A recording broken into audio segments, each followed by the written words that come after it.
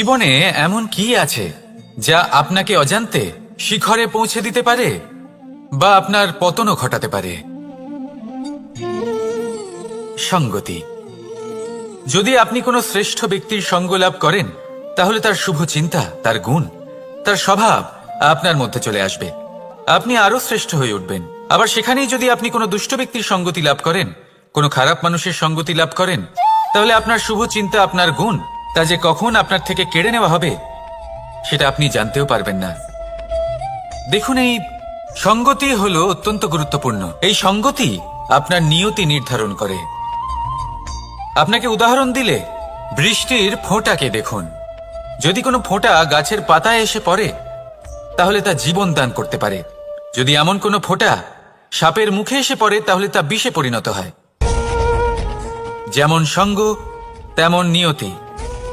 এবার দুর্ভাগ্যের বিষয় হলো এটাই যে বর্ষার ফোঁটা নির্ধারণ করতে পারে না সে কোথায় পড়তে চায়। তার নির্বাচনের ক্ষমতা নেই। কিন্তু আপনার কাছে তো বিবেক আছে, আপনি ভাবতে পারেন, চিন্তা করতে পারেন। তাহলে আপনি ভাবুন, আপনি কি এমন সঙ্গ চান যা শ্রেষ্ঠ, নাকি এমন সঙ্গ চান যা অশুভ? নির্বাচন আপনারই। শ্রেষ্ঠ সঙ্গ বাছুন আর আমার সাথে ভালোবেসে বলুন, রাধা রাধা। আমাদের জীবনে অত্যন্ত গুরুত্বপূর্ণ একটা আশা বসবাস করে, বিশ্বাসের রূপে।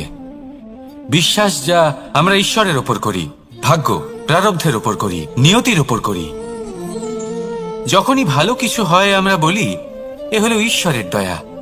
যখন খারাপ কিছু হয় আমরা বলি এ হলো ঈশ্বরের মায়া। কখনো ঈশ্বর বা ভাগ্য বা প্রারব্ধ বা নিয়তি। আপনি নিজে কোথায় তা কখনো ভেবেছেন? আপনি বিশ্বাস করছেন ঈশ্বরের উপর, প্রারব্ধের উপর, কখনো নিজের উপর করেছেন?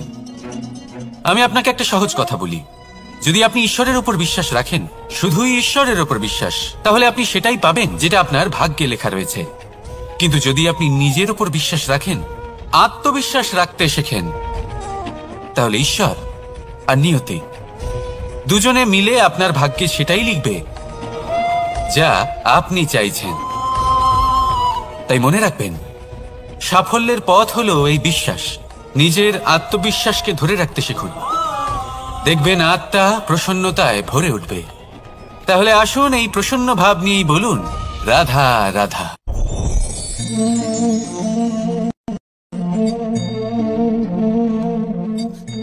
মুক্ত।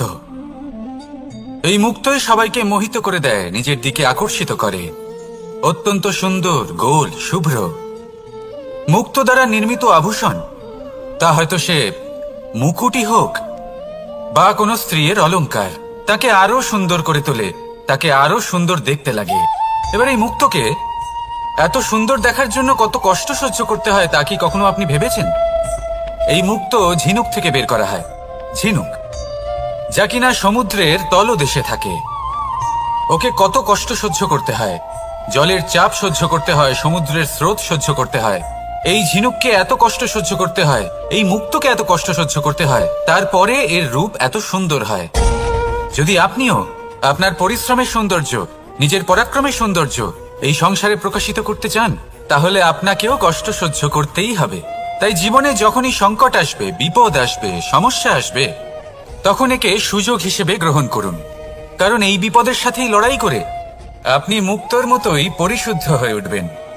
তাহলে আসুন আর আমার সাথে ভালোবেসে বলুন, রাধা রাধা।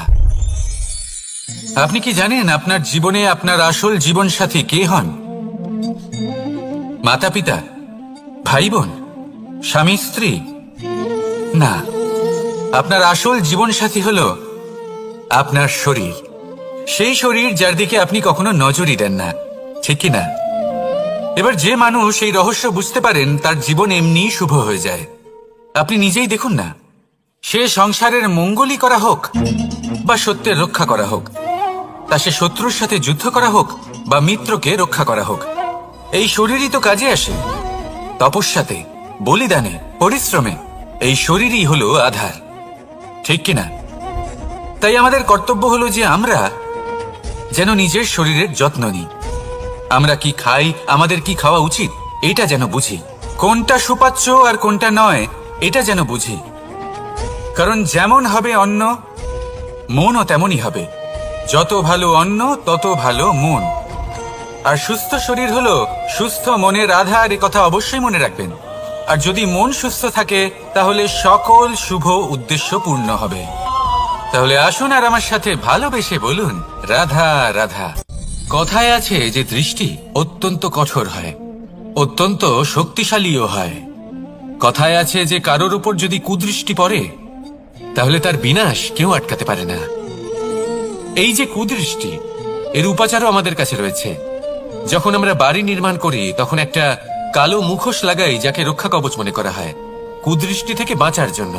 যখনই কোনো বাচ্চা বাইরে যায় তখন তার মাথায় আমরা একটা কাজলের টিপ পরিয়ে দিই কুদৃষ্টি থেকে বাঁচার জন্য। অর্থাৎ এই সংসারে কুদৃষ্টি থেকে বাঁচার উপাচার রয়েছে। উপাচার যদি কিছু না থেকে থাকে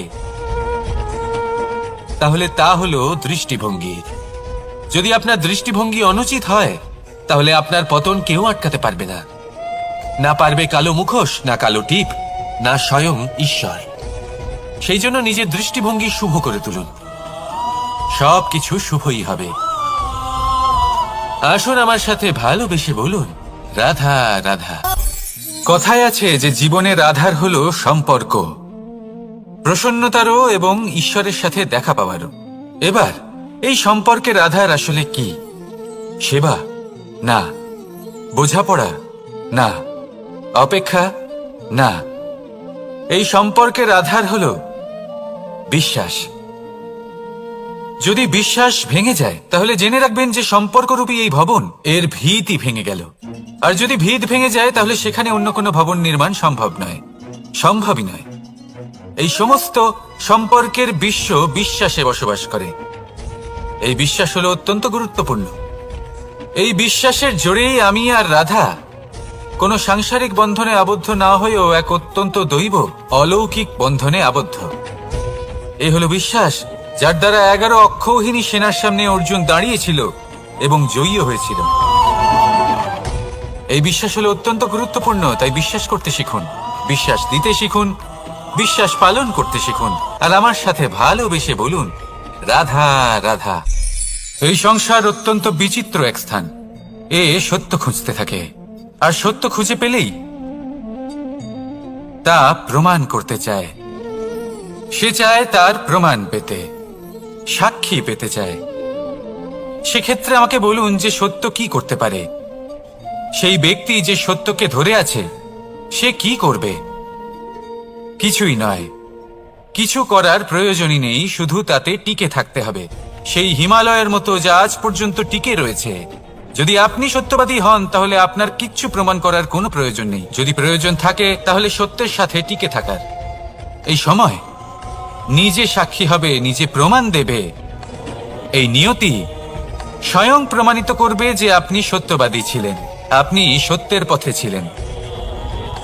তাহলে আসুন আর আমার সাথে ভালোবেসে বলুন, রাধা রাধা। ঈশ্বর আমাদের হাত প্রদান করেছেন। হাত যা জড়ো করা হয় প্রণাম করার জন্য, ঊর্ধ্বগামী হয় প্রার্থনার জন্য। এই হাত যার দ্বারা আমরা খাবার খাই, ফসল উৎপাদন করি। কিন্তু এই হাতের দ্বারা সব থেকে শ্রেষ্ঠ কাজ কি হতে পারে? সেবা। আগে হ্যাঁ, সেই হাত যা সামনে এগিয়ে আসে সেবা করার জন্য, যে সেবা করে তাদের যারা দুঃখে থাকেন, নিরাশ হয়ে থাকেন, যারা সেবা করেন তাদের যারা কিনা দরিদ্র। সেই হাত হলো সব থেকে অধিক মহান। ঈশ্বরকে দীনবন্ধু বলা হয়ে থাকে, কারণ যারা দুঃখী হন, নিরাশ হন, দরিদ্র হন, ঈশ্বর তাদের সাহায্য করেন, তাদের সহায়ক হন, তাদের মধ্যে ঈশ্বর বাস করেন। তাই আপনারা যদি এটাই করেন, যারা দুঃখে আছেন, নিরাশ হয়ে আছেন, যাদের সাহায্যের প্রয়োজন রয়েছে, যদি আপনি তাদের সাহায্য করেন তাহলে আপনি এমন এক চৈতন্য লাভ করবেন যে আপনি তৃপ্ত হয়ে উঠবেন। তাহলে সবার সেবা করুন আর আমার সাথে ভালোবেসে বলুন, রাধা রাধা। ভয়। জীবনে আমরা কোন কোন বিষয়ে ভয় পাই?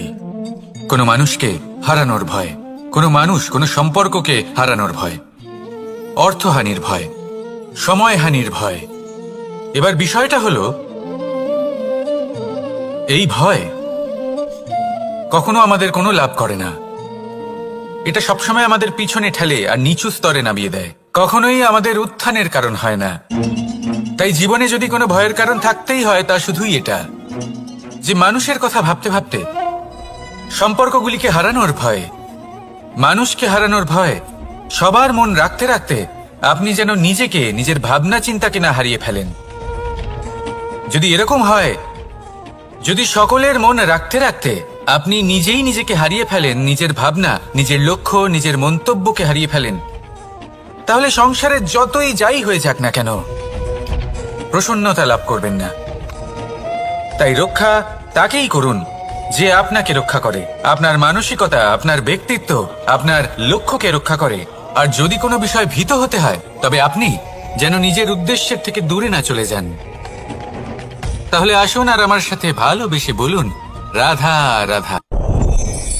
সময় একটু একটু করে কেটে যায়, একটু একটু করে নিকটে আসে। খুব অদ্ভুত ব্যাপার। এই সময় প্রতিকূল হলেও একটু একটু করে কেটে যায়।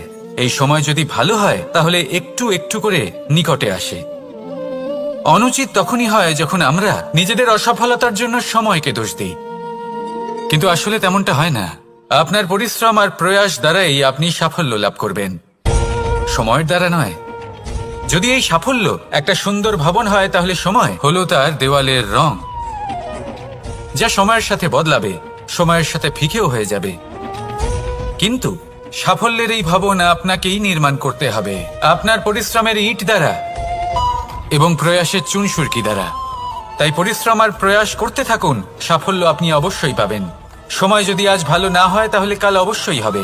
প্রয়াস করতে থাকুন আর আমার সাথে ভালোবেসে বলুন, রাধা রাধা। এ হলো গোলাপ ফুল। একে আমরা সকলেই চিনি। সমগ্র সংসার ভালোবাসে এই পুষ্পকে। এই ফুল দেখতেও সুন্দর। সবথেকে বেশি গুরুত্বপূর্ণ কথা হলো এর সুগন্ধ, যা দূর দূরান্ত থেকে ব্যক্তিদেরকে আকৃষ্ট করে। এই সুন্দর পুষ্প একটু মন দিয়ে দেখলেই দেখা যায় এর নিচে কাঁটা রয়েছে। এই সংসার বলে, এ প্রকৃতির কেমন রচনা, এত কোমল পুষ্প, এটা কি তীক্ষ্ণ কাঁটা সহ প্রস্ফুটিত হয়? এটাই হলো জীবনের সত্য। আমাদের অন্তরের সদ্গুণ, সেগুলিও এই ফুলের মতোই সুন্দর। সংসার এর সৌন্দর্য দেখতে পায়, এর সুগন্ধ চতুর্দিকে ছড়িয়ে পড়ে। কিন্তু এই সদ্গুণ জাগ্রত করে তোলার জন্য কঠোর পরিশ্রম করতে হয়, প্রতিনিয়ত চেষ্টা করে যেতে হয়। তাই জন্য যদি আপনি জানেন আপনার পথ উচিত কিন্তু তা কাঁটায় পরিপূর্ণ, তাহলে থামবেন না, চলতে থাকুন। একবার যদি অন্তরের সদ্গুণ জাগ্রত হয়, তাহলে এই সংসার এর সৌন্দর্য দেখবে আর সুগন্ধে আকর্ষিত হয়ে আপনার কাছে আসবে। এই মন, এই জীবন প্রসন্ন হয়ে বলবে, রাধা রাধা।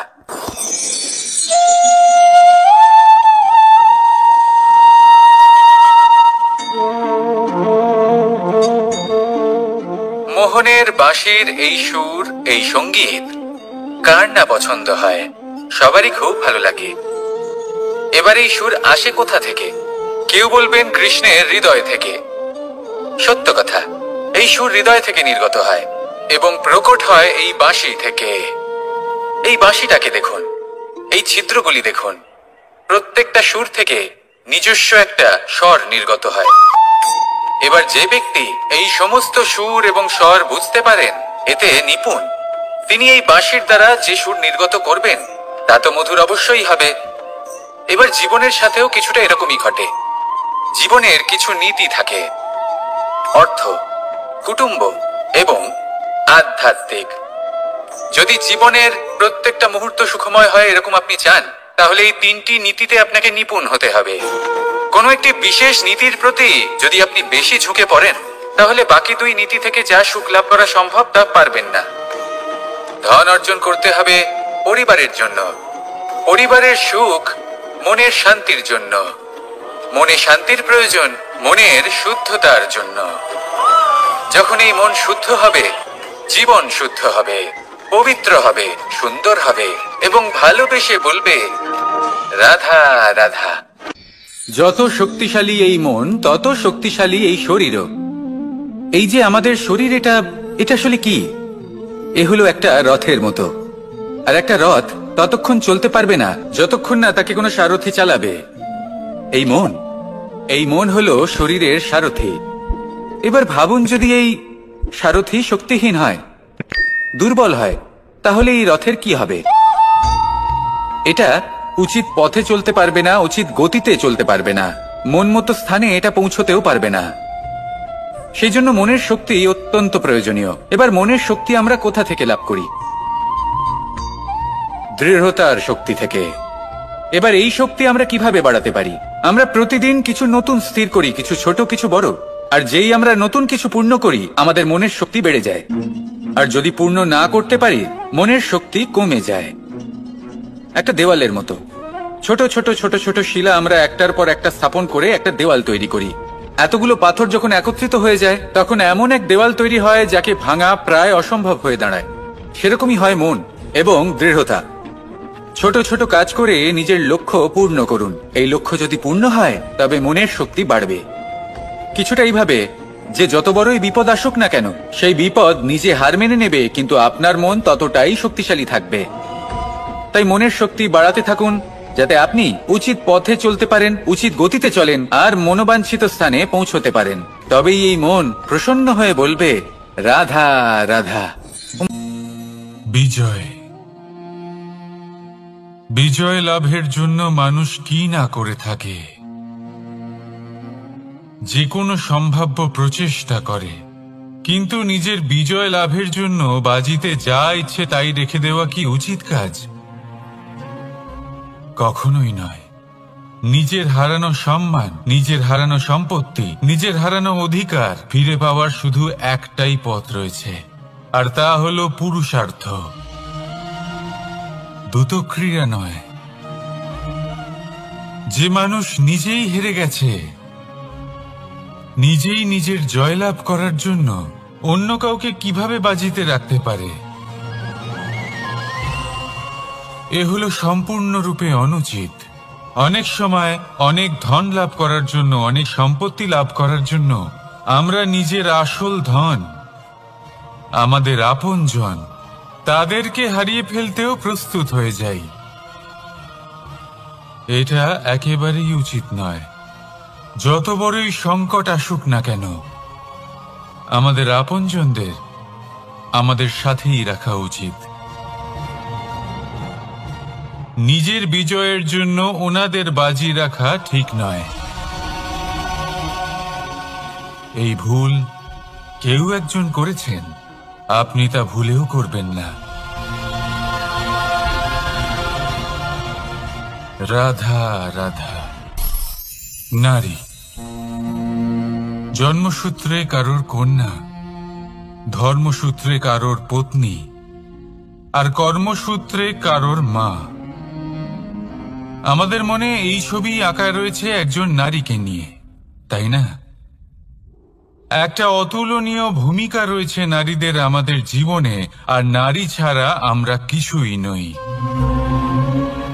কিন্তু অধিকার, সেখানে আমরা একটা ভুল করে বসি। যখন নারী একজন কন্যা থাকে, যখন সে জন্ম নেয়, তখন তার ওপর অধিকার থাকে তার পিতার। আর তারপর যখন বিয়ে হয়ে যায়, তখন তার অস্তিত্বের উপর অধিকার থাকে তার স্বামীর। আর যখন তিনি মা হন, তখন নিজেই তিনি জীবনের সমস্ত অধিকার দিয়ে দেন তার সন্তানকে। কিন্তু আমরা কি কখনো এটা ভেবেছি, এই জীবন হলো তার নিজের? যে নারী সবার কল্যাণ করছেন, তার জীবনের অধিকারও তার কাছেই থাকা উচিত, তাই না? তার নিজের জীবনের সিদ্ধান্ত সে নিজেই নিতে পারেন, নিজেই নিজের ভাগ্যের রচয়িতা হতে পারেন। আর এর জন্য আমাদের নিজেদের পাল্টাতে হবে, দৃষ্টিভঙ্গি পাল্টাতে হবে। কারণ এই ধারণা সেটা আজ বা কালকের ব্যাপার নয়, এটা ঘটে চলেছে বহু বছর ধরে আর চলতেই থাকবে, যদি আমরা এটা না বদলাই। আর এটা তখনই সম্ভব হবে যখন আমরা নিজেদের মধ্যে পরিবর্তন আনব। তাই আজকের পর থেকে, এই মুহূর্ত থেকে, কোনো নারীর ওপর অকারণ অধিকার স্থাপনের আগে সহস্রবার ভেবে দেখবেন। কারণ যখন নারী নিজের অধিকার কেড়ে নিতে বাধ্য হবেন, তখন শুধু এবং শুধুমাত্র বিনাশই ঘটবে। রাধা রাধা।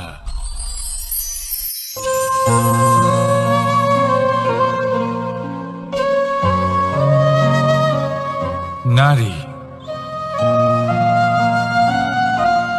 পুরুষরা যাকে নাম দিয়েছেন ত্রিয়া, কেন দিয়েছেন, কে দিয়েছেন, কেউ তা জানে না। কথায় আছে পুরুষরা ভাবেন যে ত্রিয়া, ভাবেন একরকম, বলেন অন্য কিছু, আর করেন অন্য কিছুই। কিন্তু সত্যিটা কি এটাই? আসল সত্যি হলো এটাই যে ত্রিয়া হলো সেই চরিত্রহীন পুরুষ আর কেউ নয়। সেই পুরুষ যারা নারীকে বলেন যে আপনি হলেন মা, আপনি হলেন দেবী, আপনি হলেন বোন। আর ভাবেন কি? ভাবেন যে এই নারী হলো আমাদের পায়ের ধুলো আর কিচ্ছু নয়। আর কি করেন? ওনাদের মাথায় ওনাদের খোপায় মালা পরিয়ে দিয়ে ভাবেন যে ওনারা হলেন তাদের পায়ের ধুলোর সমান। একজন নারীর সম্মান ভঙ্গ করেন, তাদের দাসী মনে করেন। ভুলবেন না, যত্র নারীয়াস্ত পূজ্যন্তে রমন্তে তত্র দেবতা। অর্থাৎ যেখানে নারীকে পুজো করা হয় সেখানেই ঈশ্বর বাস করেন, আর যেখানে নারীকে অপমান করা হয় সেখানে ঈশ্বর এবং ভাগ্য এই দুই রুষ্ট হয়। মনে রাখবেন, যদি নারী কল্যাণকারী হতে পারেন তাহলে নারী মহাচণ্ডী রূপও ধারণ করতে পারেন। যদি একজন নারী মাতা হয়ে জন্মদান করতে পারেন তাহলে নারী মৃত্যু হয়ে বিনাশও করতে পারেন। যেখানে নারী অপমানিত হবেন সেখানে মহান ভারতও মহাভারতের পথে অগ্রসর হতে পারে। তাই মনে রাখবেন, নারীর অপমান যেন কখনোই না ঘটে।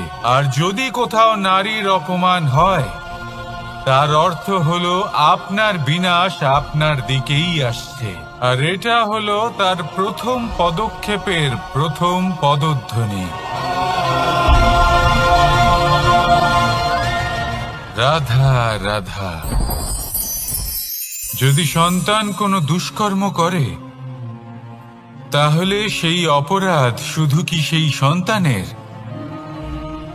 না, যদি সন্তান দুষ্কর্ম করে তাহলে অপরাধী তার মাতা পিতাও, যারা পুত্রমোহর কারণে সেই অনুচিত কাজে তাকে বাধা দেননি। অপরাধী হলেন তার পিতামহ, যিনি নিজের কর্তব্যবোধের কারণে নিজের পরিবারের যত্ন নেননি, যিনি সন্তানকে কখনো শাস্তি দেননি। অপরাধী হলেন তার সেই গুরুও, যিনি নিজের শিষ্যের সেই দুষ্কর্ম দেখেও তাকে প্রতিহত করতে পারেননি। একজন হবু রাজার কর্তব্য হলো নিজের প্রজার কাছে সে যেন এক উদাহরণ প্রস্তুত করতে পারে। কিন্তু যদি এত অনুচিত উদাহরণ প্রস্তুত হয়ে থাকে তাহলে মা বাবার, বাড়ির বয়োজ্যেষ্ঠদের কর্তব্য হলো ওনারা যেন সেটা সেখানেই থামায়, হয় ভালোবেসে নয়তো শাস্তি দিয়ে। যদি না থামানো হয় তাহলে মহাভারত অবশ্যম্ভাবী। অনেক ব্যক্তির মনে একটা প্রশ্ন জাগে আমাকে আর রাধাকে নিয়ে। বলেন যে না আমি আর রাধা একসাথে থাকি, না আমাদের বিয়ে হয়েছে। আমি এখানে দ্বারকাতে, ও ওখানে বর্ষনাতে, তাও এত ভালোবাসা কি করে? এ কেমন সম্পর্ক? আমি তাদের একটা সহজ কথা বলতে চাই। আপনি কখনো আয়নার দিকে দেখেছেন? নিজের দুই চোখের দিকে তাকিয়ে জিজ্ঞাসা করুন, এই দুই চোখ একসাথে কেন বন্ধ হয়, একসাথে কেন খোলে, একসাথে কেন ঘুমোয়, একসাথে কেন কাঁদে? আজীবন কোনো এক মানুষের সাথে সম্পর্ক রাখা অবশ্যই সম্ভব, তাদের সাথে দেখা না করি। আমার আর রাধার ভালোবাসাও কিছুটা এরকমই, আর কিছুটা এরকমই হয় ভালোবাসা দুই নয়নের মতো, যারা কখনোই মিলিত হবে না, কিন্তু চিরকালের জন্য একসাথে জুড়ে থাকবে। এই অনুভূতি নিঃস্বার্থ হয়, আর এই নিঃস্বার্থ ভালোবাসা আপনাকে আনন্দের পথে অগ্রসর করে। জীবনে সবসময় নিঃস্বার্থভাবে ভালোবাসুন, শুধুমাত্র আনন্দই পাবেন। তাহলে আসুন আমার সাথে নিঃস্বার্থভাবে ভালোবেসে বলুন, রাধা রাধা। মানুষ, কোন ব্যক্তির নির্মাণ হয় কিভাবে?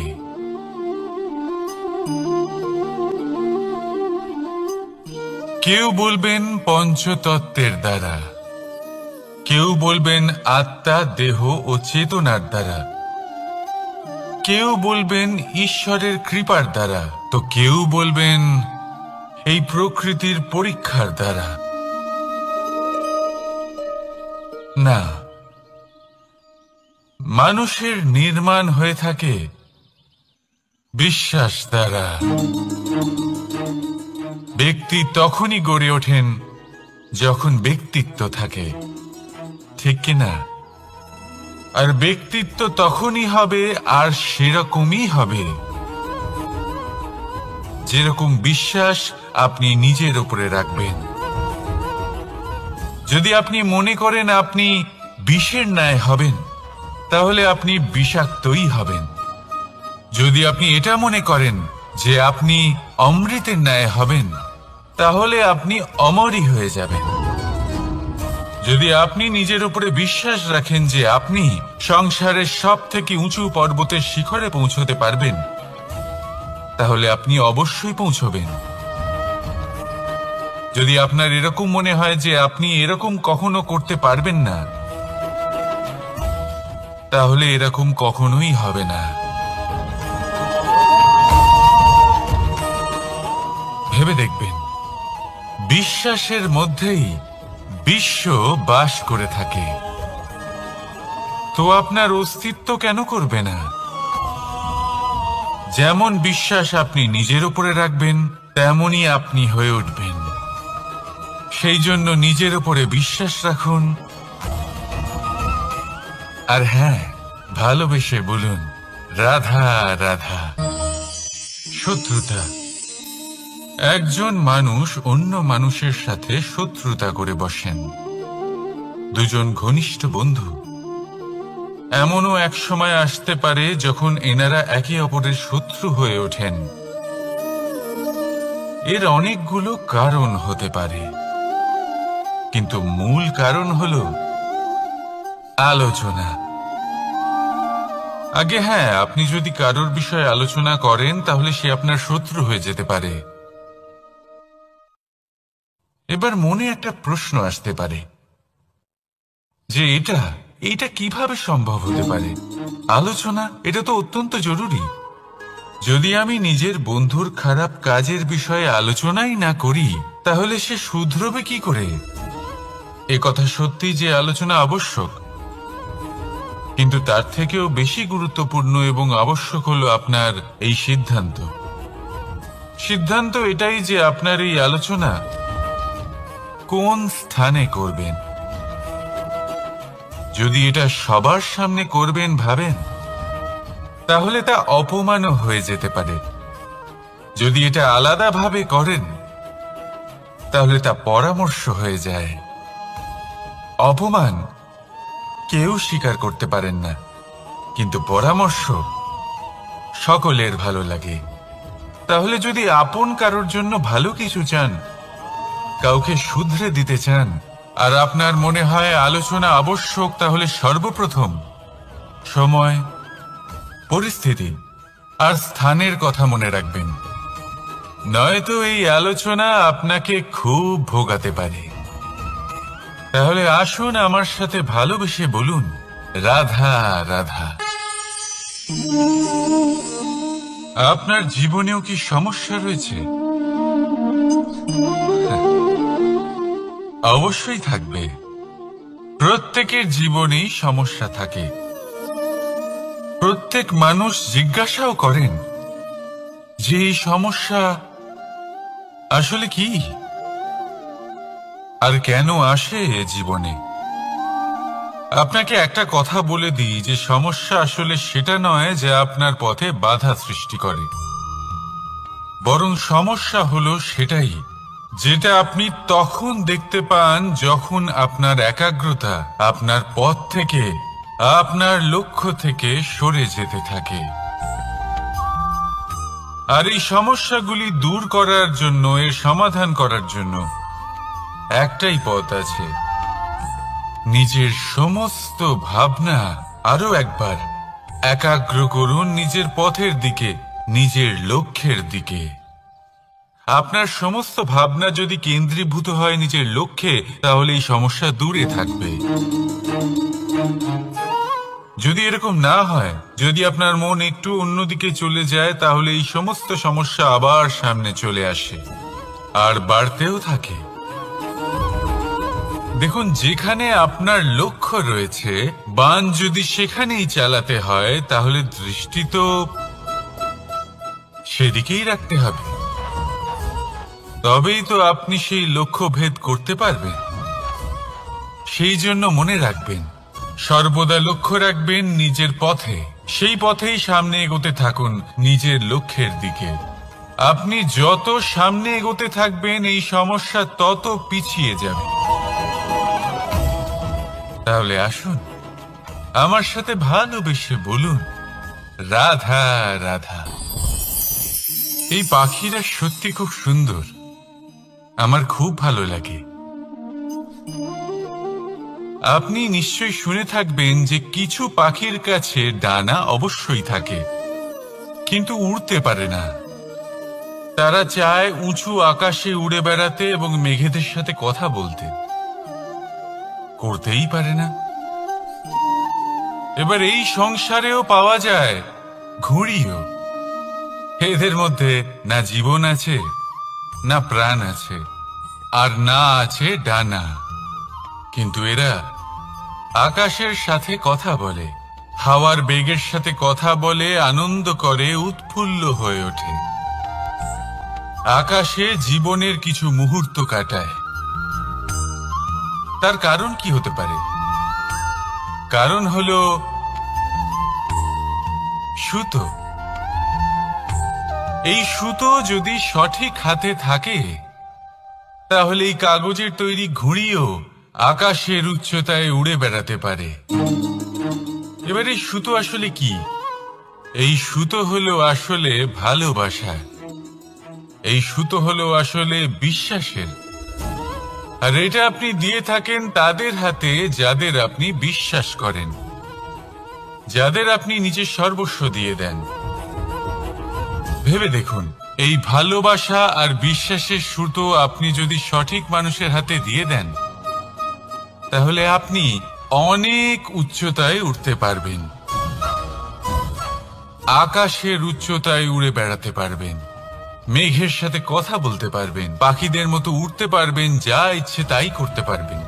শুধু এই মানুষ সঠিক হতে হবে, এমন একজন মানুষ যার মনে আপনার জন্য ভালোবাসা রয়েছে, এমন এক মানুষ যার মনে কোনো স্বার্থ নেই, যিনি পরোপকারী, এমন একজন ব্যক্তি যিনি আপনার অস্তিত্বকে বাইরে নিয়ে আসতে পারবেন, তাকে উজ্জ্বল করে তুলবেন। তাহলে ভালোবাসুন, আনন্দ করতে থাকুন, আর এই আনন্দ সহকারে বলুন, রাধা রাধা। আমরা সকলে এমন ব্যক্তির সাথে থাকতে চাই যারা খুব মিষ্টি কথা বলেন, যাদের ব্যবহার আমাদের ভালো লাগে, যারা দেখতে সুন্দর হন, যাদের আমরা পছন্দ করি। আর সব সময় এমন ব্যক্তির থেকে দূরে থাকতে চেষ্টা করি যাদেরকে আমরা পছন্দ করি না, যাদের কথা আমাদের খারাপ লাগে, যাদের কথা একটু কঠোর হয়, আমরা সবসময় চেষ্টা করি এদের থেকে দূরে থাকার, ঠিক কিনা? কিন্তু যদি বাস্তবটা দেখি, তাহলে এই কঠোরতা জীবনে শান্তির প্রলেপ দেয়। ওষুধও একটু কড়াই হয়, কিন্তু এ কি করে? আমাদের সুস্থ করে তোলে। ঠিক সেইভাবেই ভালোবাসার এই অধ্যায় একটু কঠিন, একটু কড়াও মনে হতে পারে, কিন্তু এর ফল সবসময় আপনাদের স্বাস্থ্যের পক্ষে ভালোই হয়। সেই জন্য যদি কেউ আপনার নিন্দে করে, আপনাকে কড়া কথা শোনায়, আপনার ব্যাপারে আলোচনা করে, তার মানে এটা নয় যে সে আপনার শত্রু। হতে পারে তিনি আপনার বন্ধু হন, আপনার জন্য ভালো চান, আপনাকে শুধরে নিতে চান, আপনার মধ্যে কোনো পরিবর্তন দেখতে চান। সেই জন্য কখনো কারোর কথা শুনে বা কাউকে দেখে প্রাথমিকভাবে এই সিদ্ধান্ত নেবেন না যে তিনি আপনার শত্রু হন নাকি আপনার বন্ধু হন। এমনও শত্রু হয়ে থাকেন যে গুড়ের মতো মিষ্টি মিষ্টি কথা বলে আসলে আপনাকে বিষ পান করিয়ে দেবেন, আর এমনও বন্ধু থাকেন যারা আসলে নিমের মতো কড়া কথা বলেন কিন্তু আপনাকে অমৃত পান করান। এদের মধ্যে পার্থক্য করতে জানতে হবে, কে আসলে শত্রু হন আবার কে আসলে মিত্র হন। এই পার্থক্য যখন আপনি করতে শিখবেন, তখন আপনি এই সংসারের সব থেকে সুখী প্রাণী হয়ে উঠবেন। এই পার্থক্য বোঝা সহজ নয়, কিন্তু অবশ্যই আবশ্যক। রাধা রাধা। অসুখ। এমন কোন মানুষ আছেন এই সংসারে যার অসুখ করে না? প্রত্যেক মানুষ কখনো না কখনো অবশ্যই অসুস্থ হয়েছে, তার এই শরীর রোগের শিকার অবশ্যই হয়েছে। এবারে দেখুন, এই রোগ আসে আবার এই রোগ চলেও যায়, কিন্তু সেই রোগ আমাদের কষ্ট দিতে কেন সক্ষম হয়? কারণ হলো স্বচ্ছতা। যদি এই স্বচ্ছতা শরীরে না থাকে, তাহলে মানুষকে শারীরিক কষ্ট পেতেই হবে। ঠিক সেইভাবেই অত্যন্ত প্রয়োজনীয় হলো এই স্বচ্ছতা যেন মনেও থাকে। যদি এই স্বচ্ছতা মনে না থাকে, তাহলে মানুষ চারিত্রিকভাবে কষ্ট সহ্য করেন। এবারে নিবারণ কি হতে পারে? বড়ই সহজ এর উপশম। যদি রোগ শরীরে হয়, তাহলে সর্বপ্রথম স্বচ্ছতা বজায় রাখতে শিখুন, এই শরীরকে পরিষ্কার রাখতে শিখুন। বিচক্ষণতার সাথে এই রোগের সম্মুখীন হন, ভয় পাওয়ার কোনো দরকার নেই। ব্যায়াম করতে থাকুন, সব ঠিক হয়ে যাবে। সেইভাবেই যদি এই অসুখ মনে হয়, তাহলে কি করা যায়? সর্বপ্রথম তার আধারের উপরে নজর দিন। আপনার এই আধারই হলো আপনার আহার।